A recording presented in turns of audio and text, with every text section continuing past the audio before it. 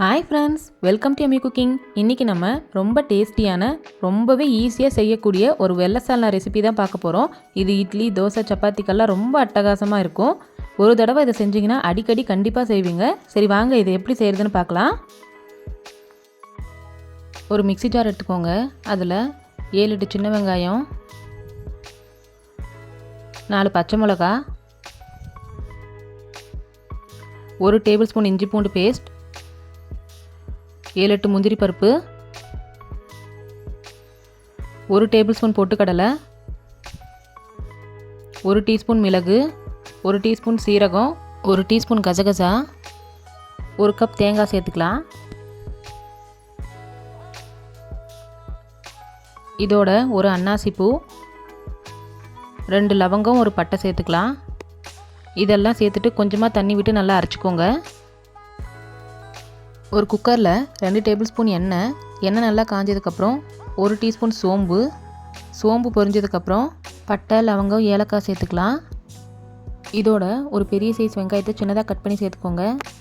வெங்காயத்தை சேர்த்துட்டு நல்லா வதக்கி விட்டுடுங்க.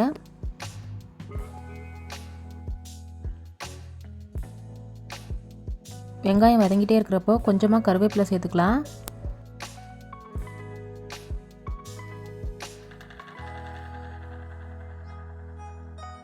இப்போது இந்த சால்னாக்கு தேவையான அளவு உப்பு சேர்த்துக்கலாம். வெங்காயம் நல்லா வதங்கினதுக்கப்புறம் நம்ம அரைச்சி வச்சுருக்கோம்ல அதையும் சேர்த்துக்கலாம்.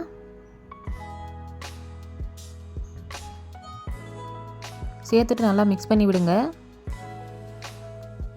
இப்போவே சால்னாக்கு தேவையான அளவு தண்ணி சேர்த்துக்கலாம்.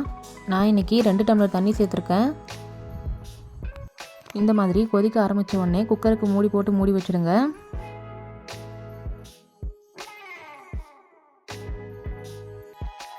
வெயிட் போட்டு விட்டுட்டு 2 விசில் விடுங்க.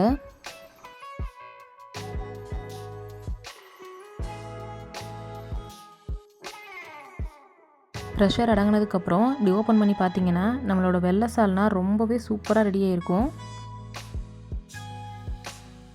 கடைசியாக கொஞ்சம் கொத்தமல்லி தூவிக்கோங்க. அவ்வளோதான் ஃப்ரெண்ட்ஸ், நம்மளோட டேஸ்டியான சிம்பிளான வெள்ளை சால்னா ரொம்பவே ஈஸியாக ரெடி ஆகிடுச்சு. இதை வீட்டில் இருக்கிறவங்களுக்கு செஞ்சு கொடுத்தீங்கன்னா கண்டிப்பாக வழக்கமாக சாப்பிட்ற அளவை விட அதிகமாக தான் சாப்பிடுவாங்க. இந்த சிம்பிளான வெள்ளை சால்னாவை கண்டிப்பாக ஒரு தடவை ட்ரை பண்ணி பாருங்கள். அதுக்கப்புறம் அடிக்கடி செய்வீங்க. இந்த ரெசிபி உங்களுக்கு பிடிச்சிருந்தா ட்ரை பண்ணி பார்த்துட்டு எப்படி வந்ததுன்னு கமெண்ட்டில் ஷேர் பண்ணுங்கள். இந்த வீடியோவை லைக் பண்ணுங்கள், ஷேர் பண்ணுங்கள். மறக்காமல் எம்மி குக்கிங் சேனலை சப்ஸ்கிரைப் பண்ணுங்கள். Okay, bye friends. Thanks for வாட்சிங்.